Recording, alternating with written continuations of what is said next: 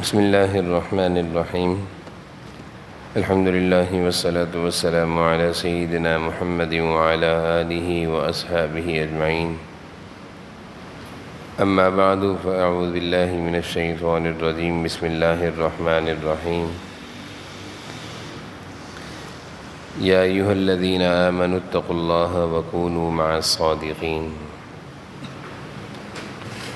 یا ایہا الذین آمنوا اتقوا اللہ وکونوا مع الصادقین صدق اللہ مولانا العظیم اللہم صلی علی سیدنا و مولانا محمد وعلی آل سیدنا و مولانا محمد وبارک وسلم اللہم صلی علی سیدنا و مولانا محمد وعلی آل سیدنا و مولانا محمد وبارک وسلم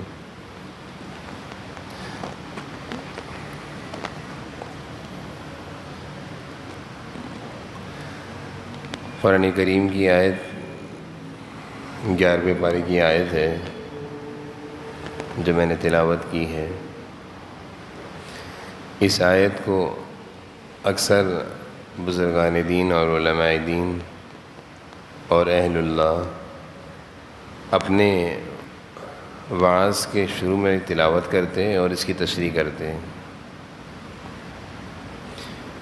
اس آیت میں اللہ تعالیٰ اہل ایمان کو مخاطب کر کے ارشاد فرما رہے ہیں، یا ایھا الذین آمنوا اتقوا اللہ، اے ایمان والو تقوی اختیار کرو، اللہ سے ڈرو۔ اور تقوی اختیار کرنے کا طریقہ یہ ہے کونوا مع الصادقین، جو لوگ سچے ہیں، نیک ہیں، متقی ہیں، ان کے ساتھ رہو۔ دنیا میں ہم دیکھتے ہیں مشاہدات میں کہ انسان جو بننا چاہتا ہے ان لوگوں کے ساتھ رہتا ہے، رہتے رہتے اس کی طبیعت بھی وہ بن جاتی ہے۔ جیسی گیدرنگ اور صحبت ملا کرتی ہے وہ اس کا مزاج، ذہن خود ہی تبدیل کر دیتی ہے۔ جس طرح کے لوگوں کے ساتھ اٹھنا بیٹھنا ہوتا ہے، سوچ اور مزاج بھی قدرتی طور پر ویسا بنتا جاتا ہے۔ اس لیے اس آیت کے مفہوم میں اللہ تعالیٰ فرما رہے ہیں کونوا مع الصادقین، سچے اچھے نیک لوگوں کے ساتھ اٹھو بیٹھو تاکہ اچھے اچھے جذبات، خیالات دل میں پیدا ہوں۔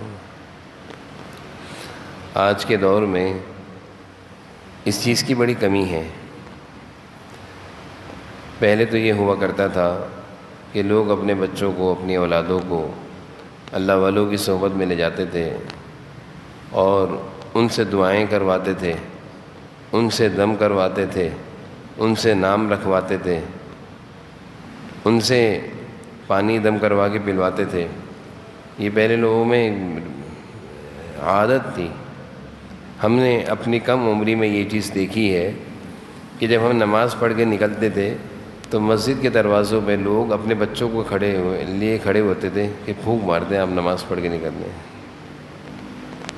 ایک مزاج تھا کہ نمازی نیک ہوتا ہے، پھونک مارے گا میرا بچہ ٹھیک ہو جائے گا۔ یعنی وہ بچہ لے کر کھڑے ہوئے ہیں، کوئی مانگنے کے لیے نہیں کھڑے ہوئے، وہ صرف نمازی سے کہتے تھے پھونک مارتے ہوئے چلے ہیں، آپ نماز پڑھتے ہوئے جا رہے ہیں۔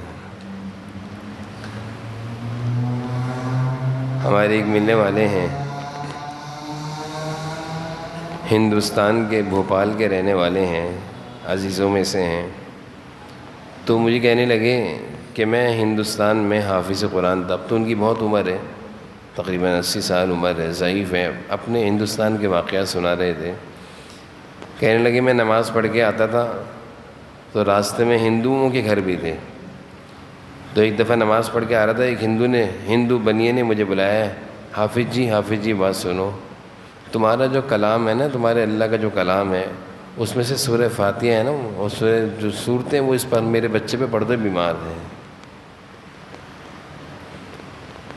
تو ان لوگوں کے یعنی ہندوؤں کے ذہنوں میں بھی یہ بات بیٹھی ہوئی تھی کہ نیک لوگوں کی پھونکنے میں بھی اثر ہے۔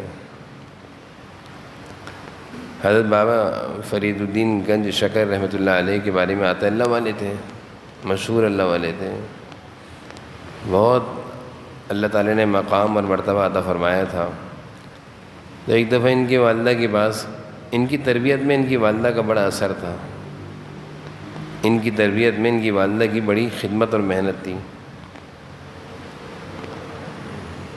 ایک دفعہ ان کی والدہ ضعیف ہو گئی تھیں تو محلے کی کچھ خواتین نے آ کر ان کی والدہ سے کہا کہ بھائی تمہارے بچے کو تو اللہ نے بڑا مقام دیا ہے، بڑا خوش نصیب ہے، بڑا مرتبہ ہے، کیا ہو گیا کہ وہ کسی کے لیے دعا کرتے ہیں، ہاتھ اٹھا کر اللہ تعالیٰ اس کی دعا قبول کر لیتے ہیں۔ وہ کسی پر دم کرے، سورہ فاتحہ پڑھ کے پھونک مارے مریض پر، وہ ٹھیک ہو جاتے ہیں۔ پانی دم کر کے دے دے کوئی پی لے، وہ شفا مل جاتی ہے۔ تو وہ بڑھیا خواتین حضرت کی والدہ سے کہنے لگی تمہارے بیٹے کی تو بڑی بات ہے۔ تو حضرت کی جو والدہ محترمہ تھیں، ضعیف خاتون تھیں، رونے لگ گئیں کہ اس بچے کے پھونک میں اور اس کے دم میں اور اس کی دعاؤں میں آج جو تم تاثیر دیکھ رہی ہو، اس کے پیچھے میری بڑی محنت ہے۔ جب یہ پیدا ہوا تھا میں نے کبھی اس کو بغیر وضو کے دودھ نہیں پلایا، جب یہ بڑا ہوا تو بغیر وضو کے میں نے کبھی اس کو روٹی پکا کر نہیں دی، کھانا پکا کر نہیں دیا۔ جب بھی اس کو کھانا اور روٹی پکا کر میں دیتی تھی، جب یہ بڑا ہو گیا کھانا پینے کے قابل، تو وضو کر کے پکا کر دیا کرتی تھی۔ تو اس چیز کا اثر ہے کہ آج اللہ تعالیٰ نے اتنا بڑا مقام اور مرتبہ دیا ہے۔ تو ہمارے معاشرے سے، بدقسمتی سے، مسلمانوں سے یہ چیزیں ختم ہوتی جا رہی ہیں، اور یہ بڑی فکر کی بات ہے کہ ہم ایک اچھا دور دیکھ چکے ہیں۔ ہمارے بڑے جو ہیں، آپ میں سے جو بڑے حضرات ہیں، ہم لوگوں نے تو ایک اچھا دور دیکھا کہ ہمارے ابا ہمیں پکڑ کر لے جاتے تھے۔ ہمارے ساتھ یہ ہوتا تھا، اب والد محترم ہمیں پکڑ کے لے جاتے تھے اور حضرت بڑے بڑے اکابرین کی زیارت کری۔ حضرت مولانا یوسف لدھانوی شہید رحمۃ اللہ علیہ کے بیانات ہم نے آگے بیٹھ کے سنے ہیں، جبکہ ہم 10 سال کے تھے، 8 سال کے تھے۔ لیکن ابو کا معمول تھا جمعے کا بیان حضرت کا شروع ہوتا تھا 12 بجے اور 1 بجے ختم ہوتا تھا، 1 بجے اذان ہوتی تھی۔ والد صاحب کا معمول تھا کہ 11:30 بجے ہمیں لے جاتے تھے اور پیچھے خود بیٹھتے تھے، آگے ہمیں بٹھاتے تھے، اور جہاں ہم کچھ کھیل کرتے تھے تو پیچھے ایک چٹکی بھی نوچ دیا کرتے تھے۔ تو اس طرح ہم نے حضرت کے بیانات کم عمری سے سن لیے۔ وہ ہمارے بڑوں کی محنت تھی، کوشش تھی، سوچ تھی۔ لیکن آج ہم لوگوں سے اپنے بچوں کے بارے میں یہ سوچ نکل گئی ہے کہ ہم اپنے بچوں کو نیک لوگوں کے پاس لے کر جائیں، اپنی اولادوں کو نیک لوگوں کی صحبت میں لے کر جائیں، تاکہ ہمارے بچوں میں، ہمارے اولادوں میں دینداری باقی رہے۔ ایسا نہ ہو کہ ہم تو نماز پڑھتے ہوں اور ہمارے بچے نماز کے بھی نہ رہیں، ایسا نہ ہو کہ ہمیں تو دین کی بنیادی معلومات ہیں اور ہمارے بچوں کو نہ رہیں۔ یہ ہماری بڑی غفلت ہے، بہت غفلت ہے۔ ہم اپنے بچوں کا کھانے پینے کا بڑا اچھا انتظام کرتے ہیں، اچھا پہنانا، اچھا کھلانا اچھی بات ہے۔ احادیث سے معلوم چلتا ہے بہترین صدقہ وہ نہیں ہے کسی غریب کو دینا، وہ ہے جو اپنے بیوی بچوں پر خرچ کرنا، اپنے گھر والوں پر خرچ کرنا۔ یہ بہترین صدقے کا مطلب اس میں زیادہ ثواب ہے۔ اپنے گھر والوں کو بھوکا رکھ کے باہر والوں کو کھلانا یہ بہترین صدقہ نہیں ہے۔ تو اپنے بچوں کی اچھی فکر، اچھے کھانے پینے کی فکر کرنا یہ اچھی بات ہے، اچھی سوچ ہے، اس طرح کی فکر ہونی چاہیے۔ لیکن اس کے ساتھ ساتھ اپنے اولادوں و نسلوں کی دین کی فکر بھی تو ہونی چاہیے، اپنی بھی دین کی فکر ہو، اپنی اولاد و نسلوں کی دین کی فکر ہو کہ یہ کس راستے پہ چل رہے ہیں، ان کا ہمارے بعد کیا ہوگا۔ ایک بزرگ حضرت ڈاکٹر حبیب اللہ مختار شہید رحمۃ اللہ علیہ بہت بڑے اللہ والے تھے، بہت بڑے عالم دین تھے، بہت بڑے اللہ والے تھے۔ اللہ تعالیٰ نے ان کو بڑا مقام اور بڑا مرتبہ دیا تھا۔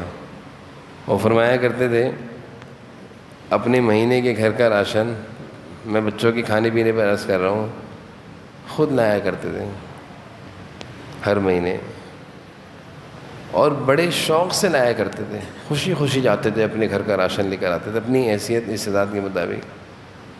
تو ان کے داماد نے یہ بات لکھی کہ حضرت کا یہ معمول تھا، خود گھر کا راشن لاتے اور خوشی خوشی لاتے، اور اپنے داماد سے کہنے لگے کہ یہ جو کام میں کرتا ہوں نا، اس کو خوشی خوشی کرو گے نا، تمہاری روزی میں ہمیشہ برکت ہوگی۔ گھر والوں کے لیے سامان خوشی خوشی لا کے رکھو گے تو کبھی گھر میں تنگی نہیں ہوگی۔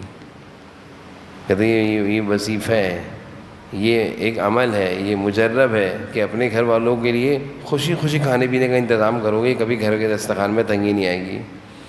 بہرحال اپنے بچوں کے لیے، اپنے گھر والوں کے لیے کھانے پینے کا اچھے سے اچھا بندوبست کرنا یہ ضروری ہے، لیکن ان کی تربیت کی فکر کرنا، اور تربیت کے لیے ضروری ہے کہ اپنے ساتھ لے کر جائیں، اپنے ساتھ نماز پڑھانے لے کر جائیں، اپنے ساتھ علماء کے بیانات میں لے کر جائیں، اپنے گھر میں علماء کو بلا کر ان کے بیانات کروائیں، اپنے گھر میں ایسا کوئی ماحول ہو کہ کوئی وقت متعین ہو کہ کسی عالم دین کا بیان چلائیں اور وہ سنائیں سارے گھر والوں کو، سب گھر والے سنیں وہ بیان، ایسا بیان ہو کہ جو صحیح عالم دین صحیح بات کر رہے ہوں اور بچوں کی حوالے سے ہو، گھر والوں کی تربیت کے حوالے سے ہو، اس طرح کے بیانات سنائیں تاکہ بچوں کے اندر یہ شوق پیدا ہو، دینی شوق پیدا ہو، اور گھر کا ماحول ہمارا دینی بنے۔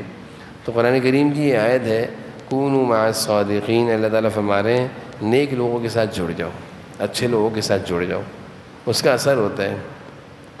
عبداللہ بن مبارک رحمہ اللہ، یہ بہت بڑے اللہ والے گزرے ہیں، امام بخاری رحمۃ اللہ علیہ کے استاذوں میں سے ہیں۔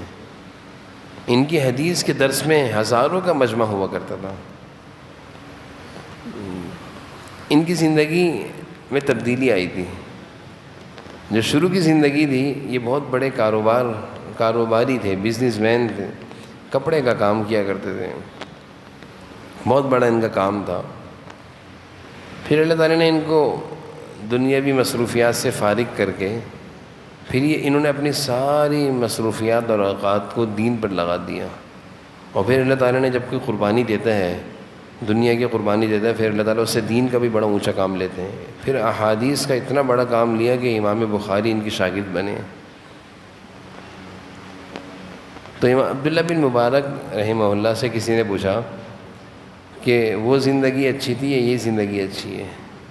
ایک زندگی آپ کی وہ تھی کہ آپ کے پاس مال دولت بہت تھا، کام کاروبار خوب تھا، جبکہ احادیث سے کچھ نہیں تھا، احادیث سے کوئی تعلق یعنی خدمت نہیں تھی۔ اور ایک آپ کی ابھی کی زندگی کہ آپ نے دنیا سے فراغت حاصل کر کے دنیاوی مصروفیات کو چھوڑ کر اب آپ نے سارا وقت احادیث پڑھانے میں، ان کا یہ معمول تھا۔ کتابوں میں ان کے واقعات لکھے ہیں، بڑے زبردست واقعات ہیں۔ دن بھر حدیث پڑھاتے تھے، اسی میں کچھ آرام کر لیا کرتے تھے، رات بھر اپنے گھر کی چھت پر کھڑے ہو کر اس طرح عبادت کرتے تھے جیسے لکڑی زمین میں گاڑ دی جائے تو وہ لکڑی سیدھی ہوتی، ٹیڑھی نہیں ہوتی، وہ سیدھی گاڑ دی سیدھی رہتی، ٹیڑھی نہیں ہوتی، جھکتی نہیں ہے لکڑی۔ پوری رات اللہ کے سامنے تہجد و عبادت میں ایسے کھڑے رہتے تھے جیسے لکڑی زمین پہ گاڑ دی ہو، اور دن بھر احادیث کے دروس دیا کرتے تھے، احادیث حضور صلی اللہ علیہ وسلم کے ارشادات سنایا کرتے تھے لوگوں کو۔ کتنی پیاری زندگی ہے، اس سے اچھی تو کوئی زندگی نہیں ہے، اس سے پیاری زندگی تو کوئی ہے ہی نہیں کہ زندگی کا ایک ایک لمحہ ایسا قبول ہو جائے۔ تو ان سے کسی نے پوچھا وہ زندگی اچھی تھی یا یہ زندگی اچھی ہے؟ تو فرمانے لگے جب میں دنیاوی مشاغل میں مصروف تھا تو میں ہر وقت پریشان رہا کرتا تھا، بے چین رہا کرتا تھا، بے سکونی کا شکار تھا، اور جب سے میں نے وہاں سے فراغت حاصل کی ہے اور اپنے اوقات کو خدمات حدیث میں اور عبادت میں لگایا، میں بہت سکون میں ہوں۔ کیوں ایسا کیوں تھا؟ کہا کہ جب میں دنیاوی مصروفیات میں تھا تو کاروباری حوالے سے میٹنگز ہوا کرتی تھی، جیسے ہماری میٹنگز ہوتی ہیں، تو اس میں کیا ہوتا تھا 4 6 8 10 بڑے بڑے بزنس مین بیٹھے ہوئے ہیں، کاروباری بیٹھے ہوئے ہیں، اور سب اپنے بارے میں بتا رہے ہیں کہ میرا یہ ہو گیا، میں نے یہ کمایا۔ تو کہا کہ ہماری میٹنگز جب روزانہ ہوتی تھیں اور ہم اس ختم کر کے اٹھتا تھا تو ایک بے چینی لے کر اٹھتا تھا ان مجلسوں سے میں بے چینی لے کر اٹھتا تھا، بے سکونی لے کر کہ وہ مجھ سے زیادہ کما رہے ہیں، وہ مجھ سے زیادہ کما رہے ہیں، میں پیچھے ہوں۔ وہ اپنا کاروبار کے بارے میں بتا رہا، اس سے کاروبار اتنا چل رہا ہے، میرا چل نہیں رہا۔ تو کہتے ہیں میں روزانہ ایک بے چینی اور بے سکونی لے کر گھر جا کر سویا کرتا تھا بستر پر کہ سب مجھ سے آگے نکل رہے ہیں، اس نے اتنی ترقی کر لی، میرا کچھ بھی نہیں ہے، میں پیچھے رہ گیا، میرا کاروبار ہی نہیں چل رہا۔ تو کہتے ہیں میرے روزانہ کی بے چینی اور بے سکونی میرے دل کے اندر تھی، اور صبح اٹھ کے پھر دنیا کی دوڑ، آگے نکلنے کی کوشش، پھر دنیا کی دوڑ آگے نکلنے کی، اسی میں میری زندگی چل رہی تھی۔ کہا کہ جب اللہ تعالیٰ نے مجھے اس کام میں لگایا، اب جو زندگی کا سکون اور مزہ اور اطمینان اور چین ہے وہ بیان سے باہر ہے، بہت سکون سے ہوں۔ روزی بھی اللہ نے بندوبست کیا ہوا ہے، کھانے پینے کا بھی اللہ نے بندوبست بہترین کیا ہوا ہے، اور اللہ تعالیٰ اپنے دین کے کاموں میں مجھے لگایا ہوا ہے اور اپنے عبادتوں میں مجھے لگایا ہوا ہے، میں بہت سکون سے ہوں۔ تو جب انسان اپنی زندگی کو تھوڑا سا بدلتا ہے تو پھر اس کی زندگی میں بہاریں آنا شروع ہوتی ہیں۔ ہم لوگوں نے عبادت کے، تلاوت کے، نمازوں کے، دعاؤں کے مزے نہیں لیے، ہمیں مزے نہیں حاصل ہوئے ابھی تک۔ اگر ہمیں اللہ کے سامنے دعا کا مانگنے کا مزہ آ گیا تو پھر ہم دعائیں مانگتے ہوئے نظر آئیں گے۔ اگر ہمیں نمازیں پڑھنے کا مزہ آ گیا تو پھر ہم نمازوں کے سجدوں میں نظر آئیں گے۔ اگر ہمیں تلاوت کی لذت مل گئی تو ہم تلاوت کرتے نظر آئیں گے۔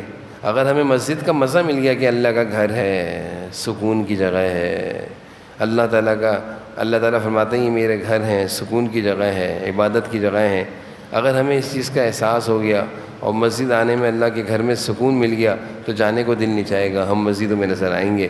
لیکن بات وہی ہے کہ ابھی تک ہمیں ان چیزوں کا سکون نہیں ملا، تو بھئی سکون تو لینا ہے، ان چیزوں سے اپنے تعلق کو تو چھوڑنا ہے، چھوڑنا نہیں ہے، حاصل کرنا ہے۔ قرآن کی لذت بھی لینی ہے، ذکر کی لذت بھی لینی ہے، نمازوں کی لذت بھی لینی ہے، دعاؤں کی لذت بھی لینی ہے، مسجد میں اپنا دل لگانا ہے، یہ ہم نے کرنا ہے، چھوڑنا نہیں ہے۔ اور دنیا کے ساتھ کریں گے، کام کاروبار کے ساتھ کریں گے، بس اتنا سا کام کرنا ہے کہ کام کاروبار بھی ہو، اور جب اللہ تعالیٰ بلائیں مسجد میں تو تھوڑا سا جلدی آ جائیں، اذان میں آ جائیں، تلاوت کر لیں، کچھ ذکر کر لیں، نماز کے بعد کچھ تسبیحات پڑھ لیں، کچھ دعا کر لیں، پھر چلے جائیں، پھر نماز کے بعد اذان آئے عصر کی، پھر آ جائیں، کچھ جلدی آ جائیں۔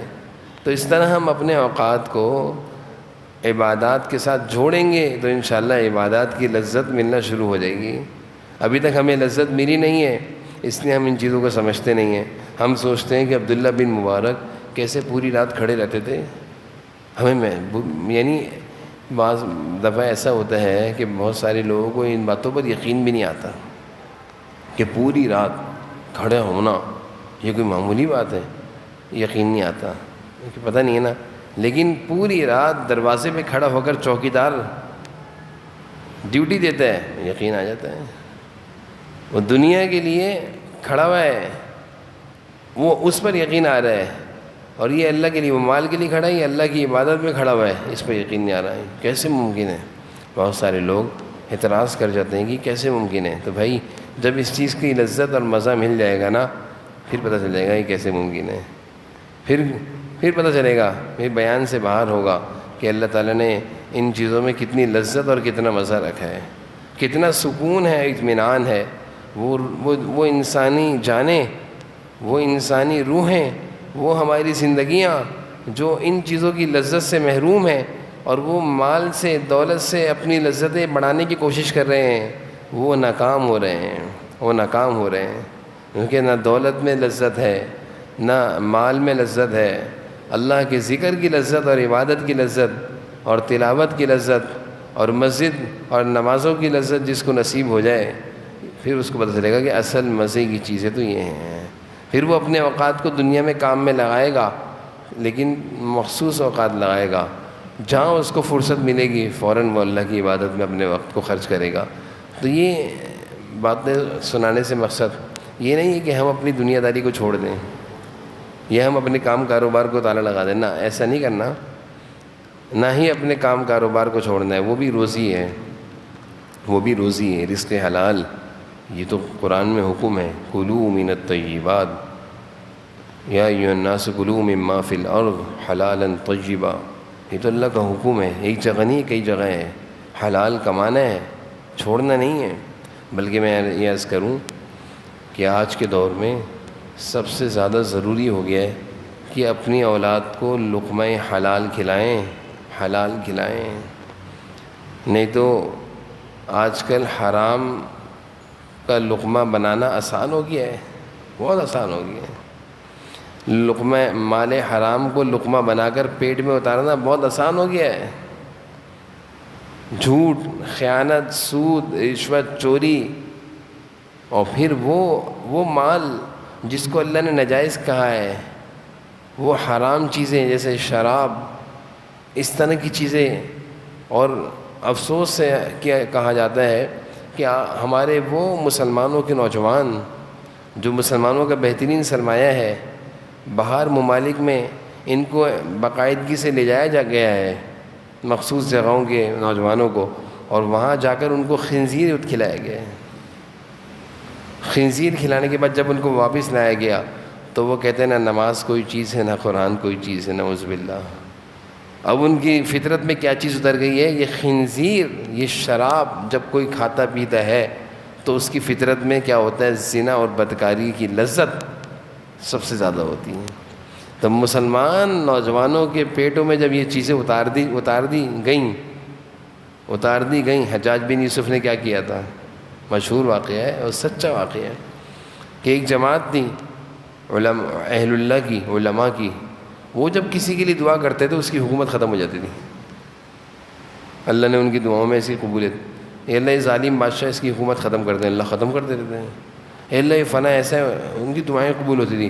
حجاج بن یوسف نے جب حکومت سلطنت سنبھالی تو سب سے پہلے اس جماعت کی دعوت کری، سب کو اپنے دربار میں بلا کر بہترین قسم کا ان کا اکرام اور اعزاز میں بہترین دسترخوان لگا دیا اور بہترین قسم کے کھانے کھلائے۔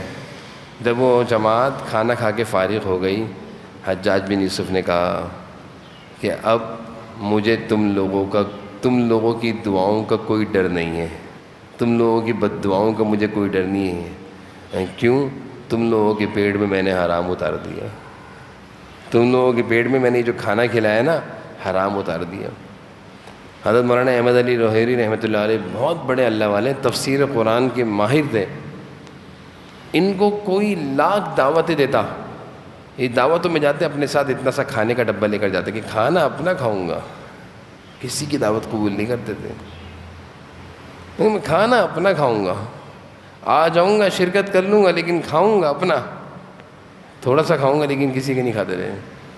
تو حجاج بن یوسف نے اس جماعت کو حرام کھلایا اور کہا کرتے رہو اب ساری زندگی بد دعائیں میرے لیے، تمہاری بد دعائیں بھی مجھے نہیں لگنی، بے فکر ہو کے بیٹھ گیا ہوں میں۔ تو کیا تھا؟ حرام۔ آج ہمارے نوجوانوں کو اللہ تعالیٰ حفاظت فرمائے، ایسی چیزیں کھلائی جا رہی ہیں جو حرام ہیں، اور جس کے کھانے کے بعد ہماری نوجوانوں میں سے عبادت اور تلاوت اور نماز کی اہمیت ختم، قرآن کی عظمت ختم، بس ان کو عیاشیاں، بدکاریاں، بے حیائیاں، شرابیاں، یہ سب چیزیں پہ ڈالا جا رہا ہے۔ اس لیے اپنے بچوں کو اپنے ہاتھ سے حلال کھلائیں۔ یہ حلال کھائیں گے نا، کلوا مما فی الارض حلالا طیبا، اللہ فرما رہے ہیں حلال مال میں سے کھلاؤ، حلال پاکیزہ کھلاؤ، اور اللہ نے فرمایا وَاعْمَلُوا صَالِحًا، جب یہ اچھا کھائیں گے تو اچھا کام کریں گے۔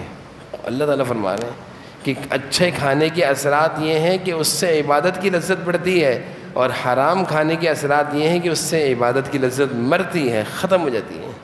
اس لیے اپنی اولادوں کو کوشش کریں تھوڑا کھلائیں، پاکیزہ کھلائیں، تھوڑا کھلائیں، ہم کہتے ہیں نا تھوڑا کھاؤ اچھا کھاؤ، تھوڑا کھاؤ پاکیزہ کھاؤ، حلال کھاؤ۔ اس لیے بہت ضرورت ہے کہ اپنے نسلوں کی فکر کریں، اپنی نسلوں کی فکر کریں، اپنی نسلوں کے ایمان کی فکر کریں، اور اس دور میں جو ہم قیامت سے قریب جا رہے ہیں یہ سب کچھ ہوگا۔ ہم یہ کہیں یہ کیوں ہو رہا ہے، اتنی بے حیائی، اتنی بے دینی، یہ ہو رہا ہے، چوری، اور لوگ جھوٹ بولتے ہیں، سب کچھ ہوگا۔ اس کی فکر نہ کریں یہ کیوں ہو رہا ہے، یہ تو ہوگا اور زیادہ ہوگا، یہ کم نہیں ہوگا۔ یہ قیامت سے ہم قریب ہوتے جا رہے ہیں تو یہ چیزیں بڑھتی جائیں گی۔ اس سب کچھ ہوتے ہوئے اپنے کو بچانا یہ اس وقت کی ضرورت ہے، اس وقت کی ضرورت ہے کہ اپنے آپ کو بچائیں، اپنی اولاد و نسلوں کو بچائیں۔ اللہ تعالی ہم سب کو ان باتوں پر عمل کی توفیق نصیب فرمائے۔ الحمدللہ رب العالمین والصلاۃ والسلام علی اللہم صلی علی سیدنا مولانا محمد۔ یا اللہ ہمارے اس وقت کے بیٹھنے کو اور کہنے سننے کو اپنی بارگاہ میں قبول فرما لیجیے۔ جو کچھ باتیں کہیں سنی یا اللہ ہم سب کو عمل کی توفیق نصیب فرما۔ یا اللہ ہم سب کی دین و ایمان کی حفاظت فرما۔ یا اللہ ہم سب کو اور مسلمانوں کی نوجوان نسلوں کو، مسلمانوں کے نوجوان بچے بچیوں کے ایمان کی حفاظت فرما۔ اللہ ان کے ایمان کی حفاظت فرما، ہر طرح کے فتنوں سے، ایمان کے ڈاکوؤں سے، اللہ ایمان کے ڈاکے سے حفاظت فرما۔ یا اللہ ہم سب کی اولاد و نسلوں کو دیندار بنا، نیک وکار بنا، متقیوں کا امام بنا، صالح سعادت مند بنا، آنکھوں کی ٹھنڈک بنا، فرما بردار بنا۔ یا اللہ بڑوں کا قدردان، خدمت گزار، سعادت مند بنا۔ اے اللہ ہم سب کی اولاد و نسلوں کو، اللہ مسلمانوں کی اولاد و نسلوں کو سب کو یا اللہ اپنے دین کی سمجھ، دین کا فہم، دین کا علم نصیب فرما۔ دین کے مطابق، شریعت کے مطابق، سنتوں کے مطابق یا اللہ مسلمانوں کی اولاد و نسلوں کو زندگیاں گزارنے کی توفیق نصیب فرما۔ یا اللہ نوجوان نسل مسلمانوں کی برباد ہو رہی ہے، برائیوں میں ان کو لگایا جا رہا ہے، یا اللہ برے کاموں میں ان کو لگایا جا رہا ہے۔ اللہ مسلمان نوجوان نسل کی ایمان کی حفاظت فرما۔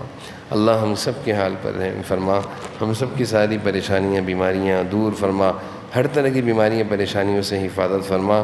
ہم میں سے جن کے والدین حیات ہیں، ضعیف ہیں، کمزور ہیں، اللہ ان بزرگوں کی زندگیوں میں، ہمارے ان ضعفاء کی زندگیوں میں، ہمارے ان بڑوں کی زندگیوں میں، ہمارے والدین کی زندگیوں میں، عمروں میں، صحت میں برکت عطا فرما۔ اللہ ان کا سایہ عافیتوں کے ساتھ سلامت رکھنا، اللہ ان کا سایہ عافیتوں کے ساتھ سلامت رکھنا، اور ہم سب کو اپنے بڑوں کا قدردان، خدمت گزار، سعادت مند، فرما بردار، آنکھوں کی ٹھنڈک بنا دیجیے۔ بڑوں کے لیے نیک نامی کا ذریعہ بنا، بڑے ہماری وجہ سے بدنام نہ ہو، ہمارے برے کاموں سے ہمارے بڑوں پر بدنامی کا دھبہ نہ آئے، بلکہ ہمیں اچھے اچھے کاموں کی توفیق نصیب فرما، تاکہ ہمارے بڑوں کی نیک نامی ہو جائے ہمارے ذریعے سے، اور ہمارے بڑے ہم سے خوش ہو جائیں۔ اے اللہ ہم سب کے حال پر رحم فرما، ہم سب کے حال پر رحم فرما، پوری امت مسلمہ کے حال پر رحم فرما۔ ربنا تقبل منا انک انت السمیع العلیم وتب علینا انک انت التواب الرحیم۔ صلی اللہ علی النبی الکریم وعلی آلہ وصحبہ۔